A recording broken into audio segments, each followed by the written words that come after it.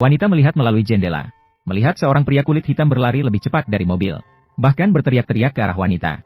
Ini membuat bangsawan dari Inggris sangat ketakutan. Dia mendesak sopir untuk segera mengusirnya. Namun sopir malah berhenti. Malah membiarkan pria kulit hitam duduk di atas kepalanya. Sopir menjelaskan kepada bangsawan. Ternyata pria kulit hitam juga adalah pembantu di peternakan suaminya. Bangsawan yang tak bernoda. Harus pergi bersama para pria kotor ini. Di jalan, bangsawan sangat haus. Hanya melihat sopir mengeluarkan botol air dan minum terlebih dahulu. Kemudian memberikan sedikit air kepada anjing. Akhirnya, siap memberi minum kepada bangsawan. Melihat ini, bangsawan langsung tidak haus lagi. Satu-satunya hal yang menghibur adalah, dia melihat kanguru yang legendaris di jalan. Wajah lucu kanguru mendalam menyentuh hati bangsawan. Namun, pada detik berikutnya, tidak, di mata penduduk lokal, kanguru hanya untuk dimakan. Malam itu setelah makan kanguru panggang, bersiap untuk berkemah di alam liar semalam. Namun wanita kaya sangat penasaran. Mengapa hanya ada satu tenda kecil? Apakah dia akan bermalam dengan 3 pria kasar? Paman serigala menjawab dengan genit. Karena malam sangat dingin. Semua harus berdesak-desakan untuk saling menghangatkan. Kita suka berpelukan saat tidur, kan, guys? Wanita kaya ketakutan dan segera bersembunyi ke dalam tenda. Untungnya, Paman serigala hanya bercanda. Mereka tidak berani mengganggu pemilik baru yang baru datang. Dan penduduk lokal biasa tinggal di sekitar api unggun. Keesokan harinya, mereka bertemu dengan pria gemuk mabuk di jalan lagi. Orang ini adalah akuntan di peternakan suaminya. Jadi mobil mereka kembali penuh dengan satu orang lagi. Ruang yang sempit tiba-tiba menjadi sangat sesak. Sang bangsawan melanjutkan perjalanan tanpa semangat. Berdoa agar cepat tiba di peternakan suaminya. Tanpa disadari, ada peristiwa besar terjadi di peternakan saat itu. Seorang anak laki-laki berlatih menahan napas di bawah air. Tiba-tiba, seorang mayat jatuh di atasnya. Orang yang meninggal adalah pemilik peternakan. Dia segera bangkit, memanggil kuda untuk kembali memberitahu. Ketika sang bangsawan dan rombongan tiba di peternakan, mereka menemukan kabut tebal di sekitar. Suara tangisan terdengar di mana-mana. Sang bangsawan masuk dengan cepat untuk melihat. Suaminya yang tidak pernah ditemui selama bertahun-tahun telah meninggal. Dia mengadakan pemakaman untuk suaminya. Setelah upacara pemakaman selesai, sang bangsawan bersiap untuk segera meninggalkan tempat yang menakutkan ini. Pelayan mendengar bahwa dia akan segera pergi. Dia merasa senang dalam hatinya. Dia segera mengatur sebuah mobil. Namun pada saat itu juga, Paman serigala mendengar kabar kematian pemilik peternakan.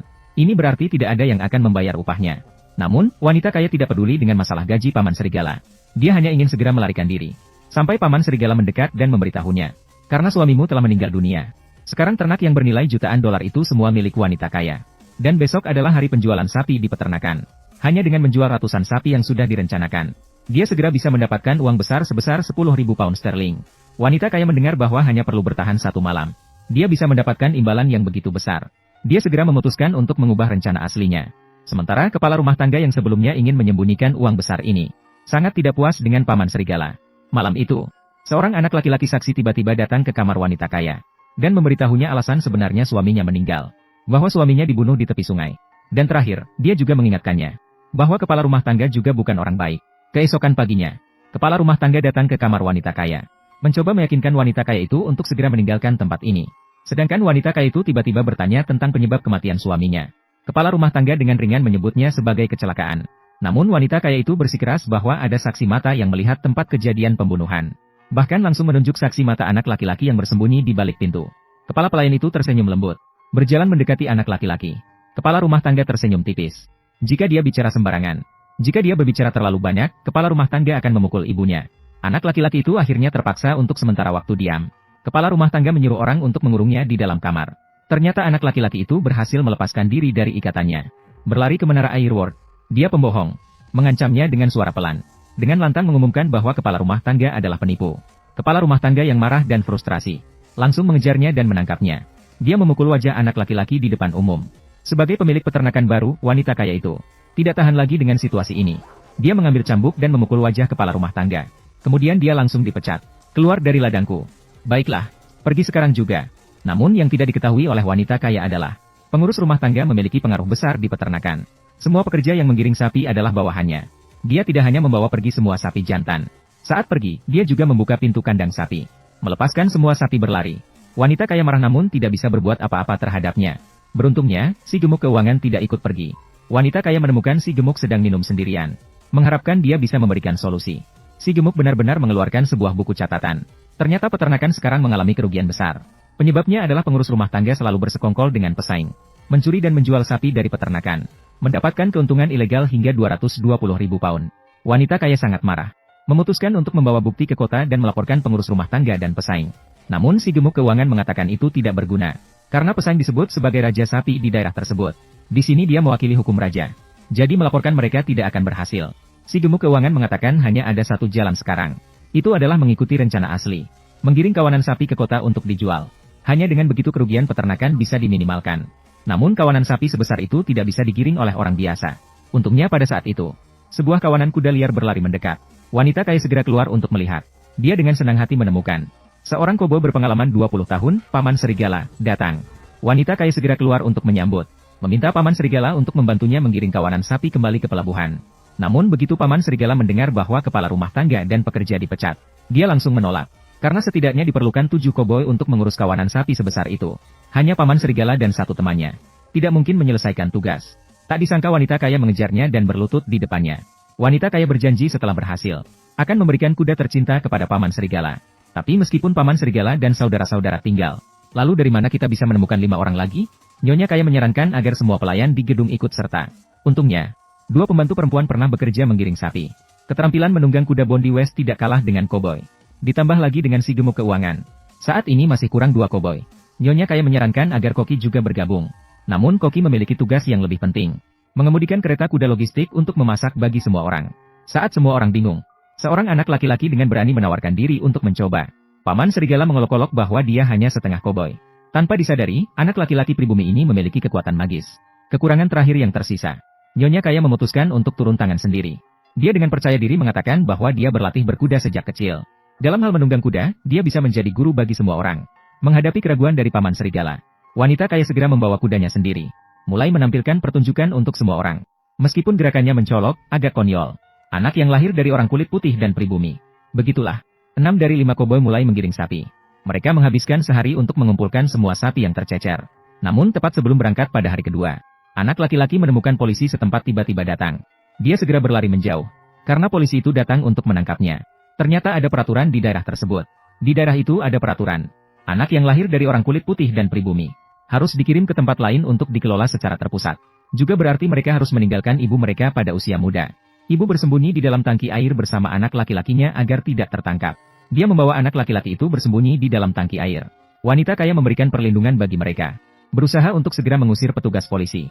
Tidak disangka salah satu polisi datang ke bawah bak mandi untuk mencuci muka. Arus air dialirkan kembali ke dalam bak mandi. Menyebabkan tangga yang lapuk tiba-tiba patah. Ibu dan anak laki-laki jatuh ke dalam air. Dan ibu tidak bisa berenang. Setelah polisi pergi, Paman Serigala juga tiba tepat waktu. Masuk ke dalam bak mandi dan menyelamatkan anak laki-laki. Namun ibunya meninggal karena tenggelam. Malam itu, semua orang mengadakan upacara pemakaman adat dengan membakar tumpukan kayu untuknya. Di puncak gunung, asap dari ladang juga terlihat.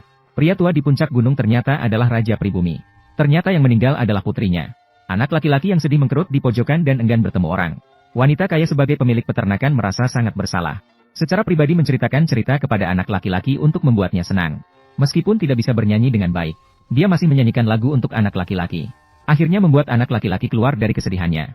Hari berikutnya, Paman Serigala dengan serius menjelaskan tugas dan disiplin koboi kepada semua orang. Kemudian, tim khusus yang terdiri dari koboi, wanita, anak-anak, dan pemabuk, membawa 1.500 ekor sapi, melangkah gagah menuju pelabuhan. Raja Sapi dan kepala pelayan di sisi lain, merencanakan cara untuk menghentikan mereka. Malam itu, semua orang mendorong kerbau ke sebuah lembah. Bersiap istirahat semalam di sana sebelum melanjutkan perjalanan. Di tengah malam, saat anak laki-laki dan si gemuk sedang berjaga bersama, kepala gembala tiba-tiba muncul di puncak gunung. Kepala gembala diam-diam menuangkan bensin di sekitar kerbau. Kemudian, dia mengeluarkan obor dan menyalakannya. Kerbau terkejut dan mulai berlarian ke segala arah. Semua orang terbangun dari tidurnya. Saat mereka naik kuda untuk mengejar, sudah terlambat. Beruntung, anak laki-laki yang sedang berjaga dan si gemuk segera menyadari. Saat ini sudah mengejar samping kerbau. Untuk mencegah kerbau berlari ke jurang, anak laki-laki berlari di antara kerbau dan jurang. Beberapa kerbau terkejut, tidak sengaja jatuh ke jurang. Namun akhirnya mereka mengejar sampai ke depan kerbau terdepan, mengusirnya dan mengubah arahnya, menyebabkan seluruh kerbau berlari menuju pintu keluar yang aman dan datar. Namun saat keduanya merayakan kemenangan, penjaga rumah yang jahat sudah tiba di pintu keluar dan menyalakan api lagi, menutup seluruh pintu keluar. Kali ini bahkan kuda juga terkejut dan terkilir. Orang gemuk terjatuh dari kuda. Yang lebih mengerikan adalah kerbau yang terkejut kembali mengubah arah. Semuanya berlari ke arah jurang. Orang gemuk melihat dengan mata terbuka kerbau berlari ke arahnya. Namun tidak ada tempat untuk melarikan diri. Anak laki-laki bersiap-siap turun kuda untuk menyelamatkannya.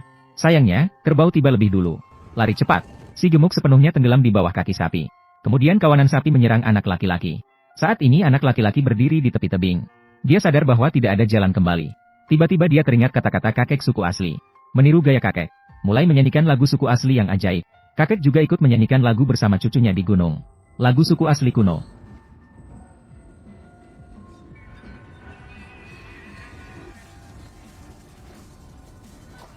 Manfaat.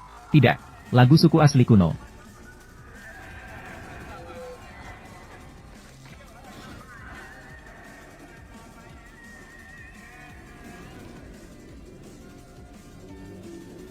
Tidak disangka adegan ajaib muncul. Kawanan sapi seolah-olah merasa tenang dari kegelisahan dalam hati. Satu persatu berhenti di depannya.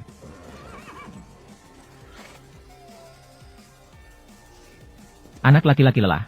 Saat hampir jatuh dari tebing, Nyonya dan Paman Serigala muncul tepat waktu. Menyelamatkannya. Kawanan sapi akhirnya mulai berputar di tempat dengan patuh. Dan si gemuk sebelum meninggal, akhirnya mengungkapkan kepada Paman Serigala. Kematian pemilik peternakan disebabkan oleh kepala rumah tangga. Tujuannya adalah menghancurkan peternakan mereka. Menyebabkan Raja Sapi menguasai pasar daging sapi. Jadi tentu saja sang kepala rumah tangga tidak akan diam saja. Dia lebih dulu mencemari kolam air di jalan ternak. Ketika para wanita kaya tiba di sumber air di bawah terik matahari, mereka baru menyadari kolam air sudah rusak. Jika mereka harus pergi ke kolam air lain, mereka harus berjalan 5 hari lebih. Mereka tidak akan bisa mengejar perdagangan. Namun bawahannya memberikan sebuah rencana berisiko. Ternyata ada kolam air yang cukup dekat di depan.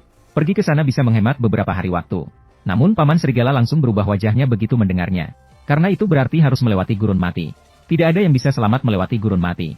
Meskipun para wanita kaya sangat ingin mencobanya. Namun Paman Serigala menghentikannya. Tidak disangka pada saat itu, sebuah sosok perlahan-lahan mendekat dari kejauhan.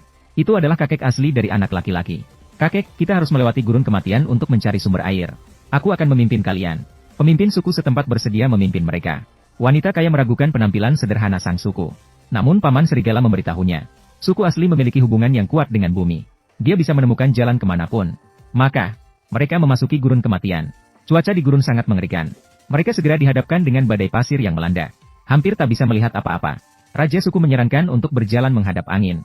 Hanya dengan begitu mereka bisa mengetahui arah. Karena sulit bernapas di tengah badai pasir. Anak laki-laki pertama pingsan. Wanita kaya hampir kehilangan nyawanya saat menyelamatkannya. Terima kasih telah menonton.